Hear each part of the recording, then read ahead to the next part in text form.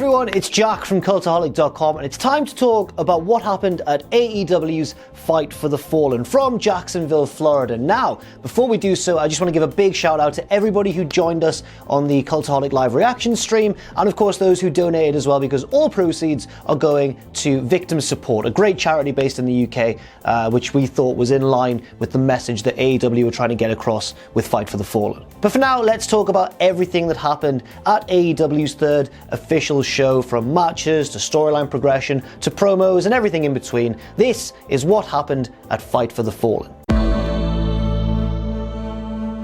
First up on the pre-show, we had Peter Avalon accompanied by his fellow librarian Leva Bates taking on Sonny Kiss. And honestly, the jokes that they've made on Being the Elite regarding the unpopularity of the librarian's gimmick, I think has worked in AEW's favour. The Young Bucks really lampshaded how unpopular the gimmick has been, and now that that's out in the open and everyone kind of feels more comfortable about it, it's sort of replaced the silence and the uncomfortable X-Pac heat that greets the librarians with actual heel heat and boos, which I think is...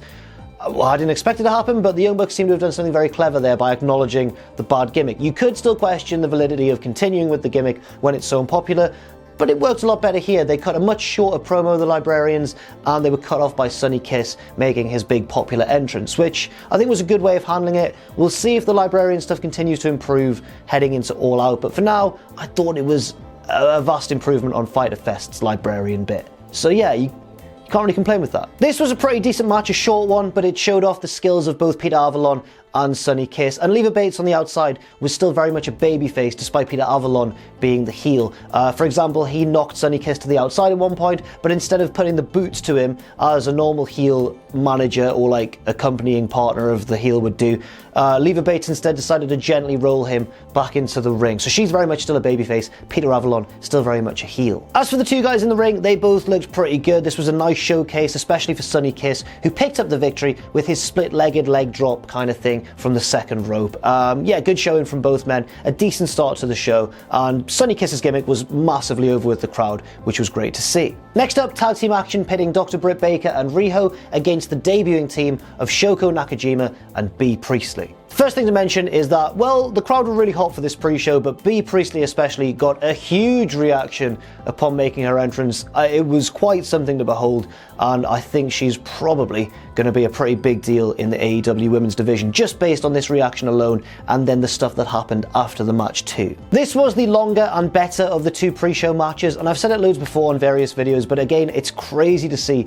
how much B. Priestley has improved in just a very short space of time since heading over to Japan. She's obviously currently the top champion in Stardom, and is just a different person in the ring from when I first met her. She always had the sort of presence and the character work down, but her in-ring work is a world apart from what it used to be. And she was never like terrible or anything, but she's a really good wrestler now and has improved so much in such a short space of time. And the crowd loves her too. It's all looking very promising for B. The other big standout of this match for me was Riho. She didn't seem particularly heelish after shoving Yuka Sakazaki down at Fyter Fest. The crowd kind of booed her sometimes, but that was when they were sort of boo-yay exchanges and that sort of thing. But for the most part, she was getting huge pops for her exciting offense and her really, I guess, infectious energy in the match. In fact, the lack of Yuka, who I thought maybe would make an appearance here, makes me wonder, are they going to continue with that storyline? I'm pretty optimistic that they will. I don't think they just leave that as a loose end, but we'll have to see what happens. Maybe come All Out. Let's see if Yuka gets her revenge. Her nice babyface revenge though, because she looked really sad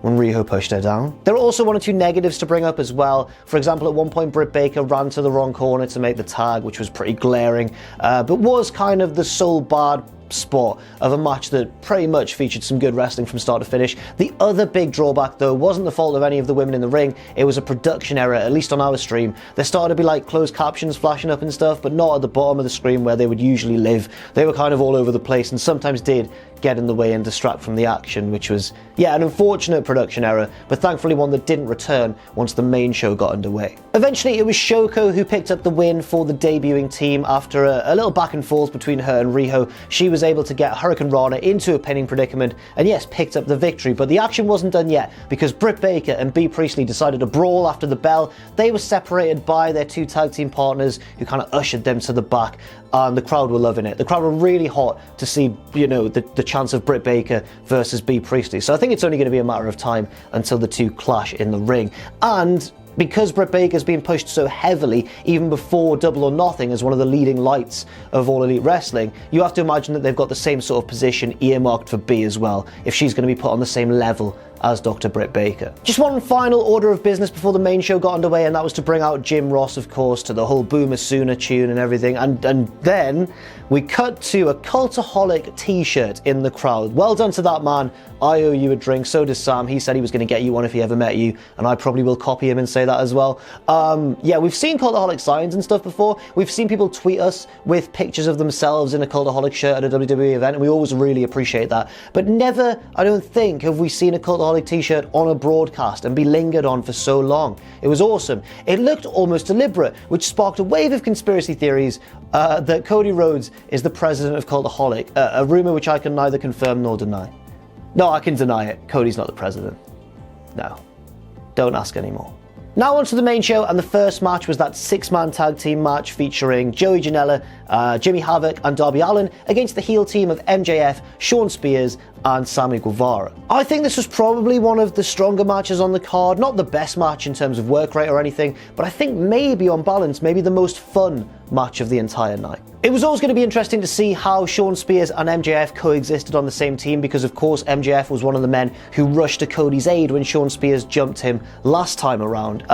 The answer is badly. They coexisted badly. There was a lot of dissent between the two. There was a lot of arguing over tags and jawing at each other and that sort of thing, and I think that really plays well into the whole overarching storyline going on in AEW at the moment. But interestingly as well, and I don't know if you picked up on this, there were also less obvious but still kind of very deliberate elements of dissent on the babyface side of things as well. Little miscommunications over tags and stuff like that, potentially setting up a future match between any two of the three guys on the babyface side of the ring, maybe even a triple threat. I mean, I'd love to see any of those guys in a singles match against one another. Darby versus Jimmy Havoc, Jimmy versus Joey, Joey versus Darby. They're all hardcore, fearless guys, and I think they'd all match up really well, particularly with a bit of a bloody and dangerous stipulation. Janela also referenced, as we all suspected he might, the Enzo fight at the Blink-182 concert, backing up into the corner of the ring with his fists a-flying and basically mimicking what he did in the video that went a bit viral. Fair play to Joey for handling it in a bit of a self-deprecating way, and you just knew he was going to do something. This match was really intelligently structured in that it gave all 6 men a little bit of a chance to shine. Joey Janela, for example, hit that terrifying release German on Sammy Guevara into the turnbuckles. Sammy Guevara had chances to fly all over the place. Jimmy Havoc was showing us all what he can do as a wrestler, not just as a kind of deathmatch hardcore guy. MJF was just jawing at the crowd and healing it up 24/7, which was excellent to see too.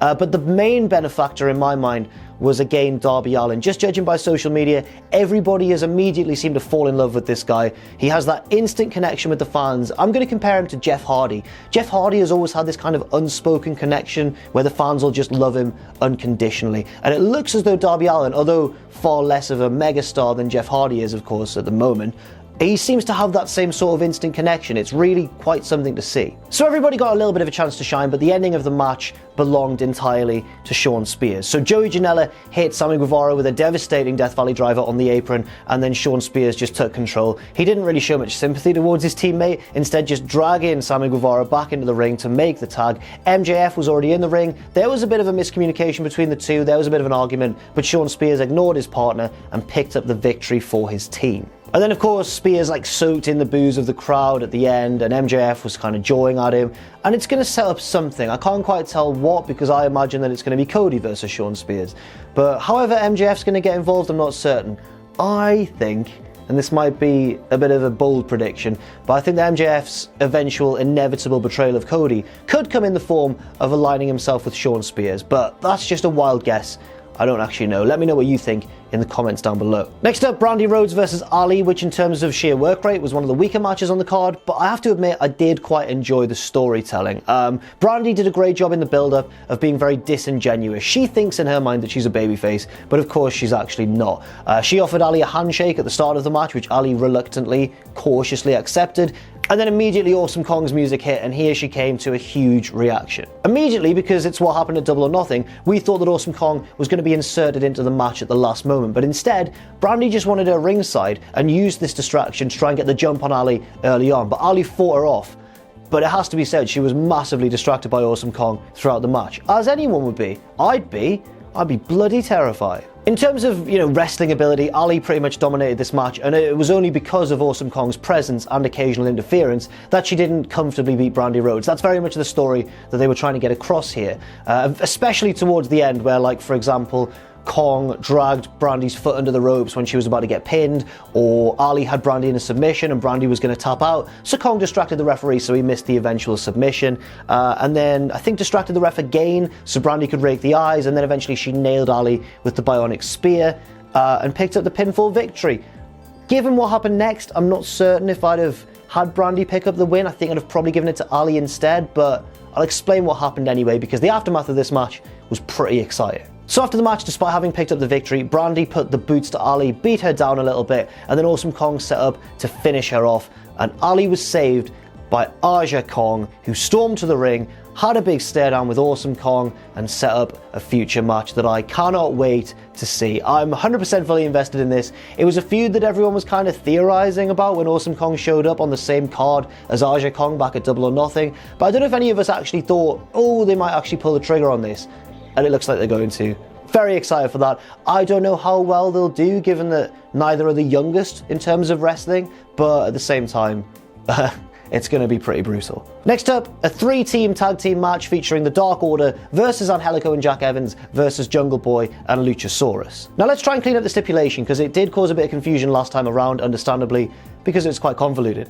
At Fyter Fest, the Best Friends defeated the Private Party and SCU, and in doing so, they managed to secure a match at All Out. That match will be against the winner of this match that I'm about to talk about, and the winner of that match will get a bye in the eventual tag team title tournament. Does that make sense? I hope it does. I think I've got it right. So basically, the winner of this match will go on to face Best Friends at All Out, and then the winner of that match will get a bye in the tournament. Anyway, Luchasaurus is really over, isn't he? Yeah, one of the main takeaways from this match is just how bloody over Luchasaurus is, and Jungle Boy, and Marko Stunt as well, who is now officially affiliated with those two, and made, the entrance with them, and also got involved in the match a little bit later on. It was nice to see the Dark Order in action, and really get to show how good they are in the ring, because I think fans who were unfamiliar with them as the Super Smash Brothers before All Elite Wrestling was even a thing, I think for fans unfamiliar with them, they didn't really seem to connect with them too well when they were only doing run-ins and interruptions on the screen and that sort of thing. It didn't quite click, they weren't getting the best reaction. But now that they've shown what they can do in the ring, I think their popularity will only grow moving forwards. There were so many double team moves in this match, it was quite jaw-dropping at times. It wasn't the best match on the show, but there were certain portions of it that were amongst some of the most entertaining bits of the show, if that makes sense. Also, Marko Stunt got involved at one point, coming off the top with a huge Rana to take everybody out, and then he was ejected from the ring by the referee, but before he could go, he went, Luchasaurus, do you want to use me as a weapon on the way out, mate? And Luchasaurus went, yeah, I do. Picked up Marko Stunt and just pressed him onto someone on the outside. Can't quite remember who, but he threw him hard, and that's his friend. Finally, though, it was the Dark Order who won the battle of the double team moves, I suppose, and there were some crazy ones all throughout the closing sequence of this match. But the Dark Order won, picking up the pinfall with the fatality on, I believe, Jungle Boy. So yeah, this was a fun match from start to finish, and it sets up the Best Friends versus the Dark Order. Classic heel versus babyface stuff, and as I mentioned, the winner gets a bye in the first round of the tag team title tournament. Yes. Next up, Hangman Page versus Kip Sabian, which had a bit of a weird atmosphere for the first sort of half or maybe 2/3 of the match because nobody gave Kip Sabian a prayer. This was one of the more easily predictable matches on the show, especially because Hangman is of course going on to face Jericho to determine the first champion of All Elite Wrestling. But both Page and Sabian worked really hard to get everybody invested, and the match really grew into itself as it went on, and it was a pretty long match as well. It went for almost the entire 20-minute time limit. Page of course picked up the victory, but it was a really good way of keeping Kip Sabian strong, and one of the strengths of All Elite Wrestling's booking seems to be the way in which they can keep the people who lose their matches still relevant and still strong going forwards, at least for now. I know it's early days, but it seems to be pretty good so far. The match really kicked up a gear when Page scooped up Kip Sabian and just powerbombed him over the top rope onto the ramp, which was a terrifying spot, one of the biggest spots of the night. Another weird moment was when Sabian was selling on the outside and a fan just got right in his face over the crowd barrier. They were like inches apart, so Sabian went to kiss him and he backed off. I don't know if it was a plan. At first I thought he seemed like a plan, but was he just a really angry guy who hates Kip Sabian? The finishing sequence of this match saw a series of pinfall reversals, and eventually Page was able to scoop Sabian up, nail him with his finisher, and pick up the pretty heavily expected victory, but the match, I guess, was more competitive than expected. But it wasn't all over yet, because as Page was celebrating in the ring, he was jumped by one of the Dark Order's minions, you know, the lads in the green and black masks and everything, yeah. But it was blatantly Chris Jericho. He hit him with a couple of clotheslines and then the code breaker and did the slow, cool, like, mask reveal that Jericho loves to do. Except by this point, everyone had already worked out that it was Chris Jericho. I think there might be diminishing returns on the whole mask reveal thing, Chris. Jericho triumphantly wandered off heelishly after beating down his opponent at All Out, but I've seen a report, at least on 411mania.com, that Jericho was meant to cut his promo that he would do later on in the show. He was meant to cut that here, apparently. I don't know how true this is or not. I haven't had time to confirm or deny it yet. But yeah,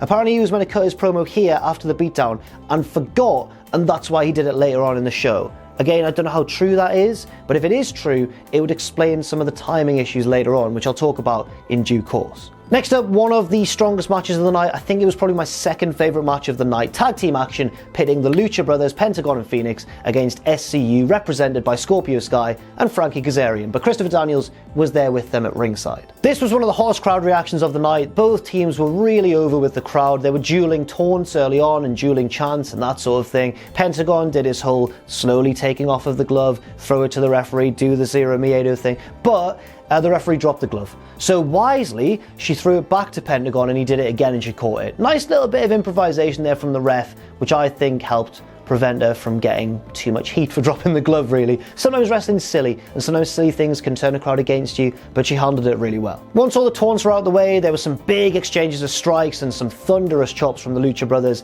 Things spilled to the outside and the match really picked up when they attacked Christopher Daniels with double super kicks. He wasn't an official part of the match. What are you doing, you big bullies?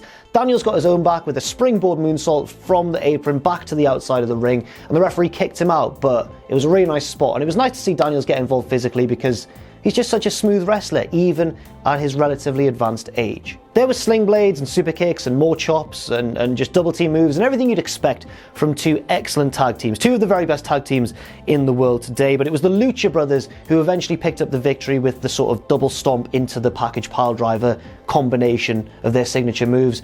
And I think that was the right call. You know, the Lucha brothers are being kept strong, and I don't mind that at all. A loss doesn't harm SCU. They're still really popular with the crowd, and I liked it. I enjoyed this match from start to finish. As I said, one of the stronger ones on the show. Daniels came back out to help his guys once they'd been beaten, but the Lucha brothers chased off all three members of the opposing team with an AEW coloured, like gold and black, ladder from under the ring. I think they got it. And this set up what everyone was hoping for as soon as they saw the ladder, which was the Lucha brothers announcing that they want the Young Bucks in a ladder match. I'm looking forward to that very much, assuming that it happens. It surely will. And yeah, I'm really excited. The Lucha brothers also declared themselves the best tag team in the world, and I think at the moment, I agree, but it's a really tricky one. Next up, the penultimate match of the night, Kenny Omega versus CIMA, which garnered This Is Awesome chants even before the bell, because it's a little bit of a dream match, isn't it? Especially for fans of Japanese wrestling. This had a very slick opening sequence. You could just tell that both guys are elite level wrestlers and have such a level of expertise in the ring, but the match progressed after this very slick opening encounter and progressed to bigger and better moves. There's too much to really report beat for beat in this match, but it was kind of almost like a New Japan match. It was the most New Japan style thing on the entire show. Maybe even like a New Japan Juniors match at times, given the level of agility and speed from both men. There was also one particularly crazy spot when they were fighting on the outside. CIMA laid Omega over the timekeeper's table and then climbed up to the first level of the crowd above the timekeeper's area, and then jumped down with just a huge meteora, his poor knees, onto Kenny Omega. And the timekeeper's table, of course, didn't break. Omega just slid off, and I was fearing for CIMA's knees, but you know, he couldn't really sell it too much because he was meant to have won that exchange. That was the move that helped push him closer to victory. Are your knees okay? Kenny Omega tried to get back into it, but it was actually CIMA who dominated the latter stages of this match, just nailing Kenny with various varieties of Meteora. Omega tried to get back into it, trying to go for the One-Winged Angel, because the One-Winged Angel is one of the most protected finishers in all of wrestling today. You know that one would have been enough to put CIMA away, but CIMA kept doing his best to get out of it. He'd clearly done his homework on Kenny, and he was slipping out the back, hitting little reversals and that sort of thing. This felt like a really strategic struggle. But just when it looked as though CIMA was going to pick up a pretty unthinkable amicable victory, to be fair. This was also one of the more predictable matches of the show, it has to be said. Just when it looked like Shima was going to pull out that upset, he ran for the ropes, and all of the legwork that Omega had done previously, and I guess all of the Meteoras that Shima had done maybe as well, caught up with him, and he just buckled as he tried to run the ropes. Omega took full advantage, V-trigger, one-winged angel. In fact, no, there was a bit more of a complex closing exchange than that. I think maybe Omega hit a Snapdragon for 2, then I think Shima hit a Cradle for 2, and then Omega hit the V-trigger and the one-winged angel to pick up the victory. Very cool counter-filled closing exchange. Very sort of New Japan, as I mentioned, and especially the whole Shima buckling as he tried to run for the ropes. That's the sort of thing we're used to Omega doing in some of those epic matches with Kazuchika Okada. Just noticed a mistake there. Omega actually got the near fall with the Tiger Driver, not with the Snapdragon. Please forgive me. I'm trying my best. It's 5 a.m. But yes, I really enjoyed this match. My favourite match of the night, the best match of the night. I think both in my opinion and the opinion of many online that I've seen so far. It was awesome. It was a timely reminder of just what Kenny Omega can do, and also what Shima can do as well. You know, Shima had a really good match with Christopher Daniels at the last show, but it was like sub 10 minutes. This one was longer and really gave us a chance to see Shima in action. Next up, Jericho came out with a live mic as promised, even though it maybe, I don't know how true this is, but maybe he should have cut the promo earlier. But he came back out and cut what was a strangely straightforward heel promo. He's meant to be this kind of mini Bruiser Brody, wild, destructive, psychotic madman, and then he comes out and insults the hometown crowd and calls it Jerkoffsville instead of Jacksonville, or Jackoffsville, and I just thought it didn't quite sync up with his character entirely. He also said if it wasn't for him, then there'd be no AEW, which is a great heel line, to be fair to him, and also said that he's been thinking about this whole Hangman Page thing, and he thinks that he can't lose it all out, because if he does lose, it'll be the beginning of the end, not only for All Elite Wrestling, but also for the illustrious career of himself, of Chris Jericho. Then Page came out and got his revenge, beat up Jericho a little bit, but he did have a bit of a, well, his eye was still all bloodied from the attack earlier. He had a nice bit of bruising around it as well. Don't know how legit it was, but it looked pretty convincing either way. And they were separated by various referees and road agents and that sort of thing. Jerry Lynn was even out there. Awesome to see Jerry Lynn. I was legitimately excited. And finally, the main event of the night, Cody and Dustin Rhodes against the Young Bucks, Matt and Nick Jackson. A very interesting clash of styles and a match that felt pretty long as well. Maybe it wasn't quite as epic as they were going for, but I still enjoyed it. It just wasn't the best match of the night or anything, and I think maybe it was designed to be. The Bucks were really healing it up for this one, mocking Cody and Dustin's embrace at Double or Nothing, for example, and at one point Nick just spitting at Cody on the apron, which was really cool to see. It's great. I do enjoy it when the Young Bucks heal it up now and then because everyone loves them so much. It's nice to see them just being dickheads like they used to be, you know? It's also just crazy at his age how well Dustin can still go in the ring. I mean, this wasn't a patch on himself versus Cody at Double or Nothing, but it was still a really impressive performance. He hit that twisting crossbody off the top, he hit the code red, everything he did it as though he'd done it 1,000 times. Well, he has done it 1,000 times before, I guess that's the point. But, you know, even at his age, it looked so crisp and so clean, and his timing around the ring, breaking up pinfalls and stuff, it was all just as perfect as it always has been. It's almost like he's some kind of natural, because it's his nickname. There were plenty of exchanges here involving the signature Rhodes drop-down uppercuts and super kicks, and one particularly brutal pair of super kicks as well, or a double super kick, which the Bucks hit to the back of Cody's head, where of course he was split open by Shawn Spears' chair shot at the last show. They looked a bit conflicted before they did this, and it brought back memories for me of the Bucks versus Omega and Ibushi, where there was all this conflict and like torn friendships and that sort of thing. Dustin was able to break up that pinfall, and then a little bit later on, Nick Jackson hit the crossroads on Cody, but Cody was able to kick out, but it was looking pretty desperate for the Rhodes brothers, and it became apparent that Cody was actually the far more damaged member of the team, especially after that super kick to the back of the head. But eventually the Bucks were able to take out Dustin on the outside, isolating Cody in the ring and putting him away with a climactic Meltzer driver, and Cody was telling the truth, you know?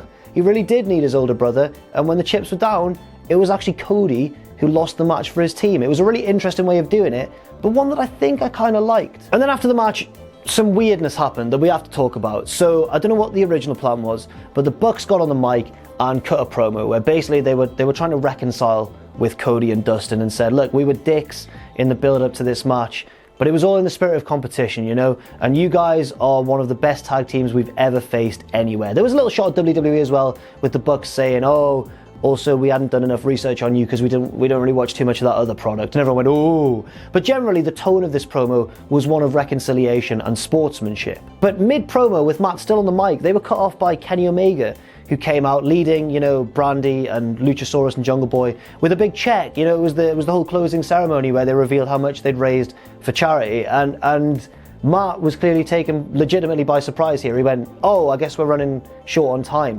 And we'll never know, or I guess maybe we will, but we didn't at this point know what was meant to be said in that promo. Could the Bucks have been about to turn heel on the Rhodes brothers? I don't know. I'd have maybe liked to have seen. I don't know. I don't want to speculate too much because it didn't happen. But the Bucks certainly looked a bit confused by the progression of things towards the end of this show. You could see in the ring on their faces, they were a little bit like, what's going on here? Why didn't we get a chance to finish what we had to say? Cody and Kenny sent us home with, both giving big speeches about what a great night it was and how they love how everyone loves All Elite Wrestling and how great a cause it was that they were able to raise money for. $150,000, I believe, was the final total, which is awesome. But at the same time, Matt Jackson, when Kenny was talking, went over to him and whispered something, and Kenny went, yeah, no, it's fine, kind of brushed him off. Something was definitely meant to happen in that closing promo, whether it was a line that was supposed to be said that really tied up the whole feud in a nice little bow, or whether it was a heel turn. I don't know. We won't know what it is unless, I guess, All Elite decide to reveal that in due course. But yes, as much as I enjoyed this show, the reception online was a bit more mixed. My opinion was above the general line, I think. I thought it was pretty good. I thought there were various good matches. Kenny Omega versus Shima, of course. Quite a few of the tag matches impressed me a lot as well. But timing is an issue that has reared its head again with All Elite. It was before All Elite was a thing, but it happened at All In, of course, where the last match was really, really rushed. This final match wasn't rushed, but the final promo certainly was. I don't know what the cause of it is, whether it was that Jericho thing or whether that was just made up and it was something else, just matches overrunning, but they do need to get their timing down. That is a criticism I will sort of accept is a valid one when it comes to All Elite. I think a lot of the criticism they get isn't valid, but that one certainly is. But apart from that, I thought it was a thoroughly enjoyable show. I've seen people saying online that it was either better or worse than Fyter Fest. For me, it was better than Fyter Fest, but didn't have quite the grand, game-changing feel of Double or Nothing, or indeed All In. But from an in-ring standpoint, lots of solid matches and one or two excellent ones as well. I enjoyed the night. Let me know what you think in the comments section below. Thanks very much for watching, and let us know what you think in the comments section down below. You can follow Cultaholic on Twitter @Cultaholic and on Facebook at facebook.com/Cultaholic. If you enjoy what we do, then please do check out our Patreon, patreon.com/Cultaholic, where you can pledge. And don't forget, of course, most importantly of all, to hit subscribe and to join us.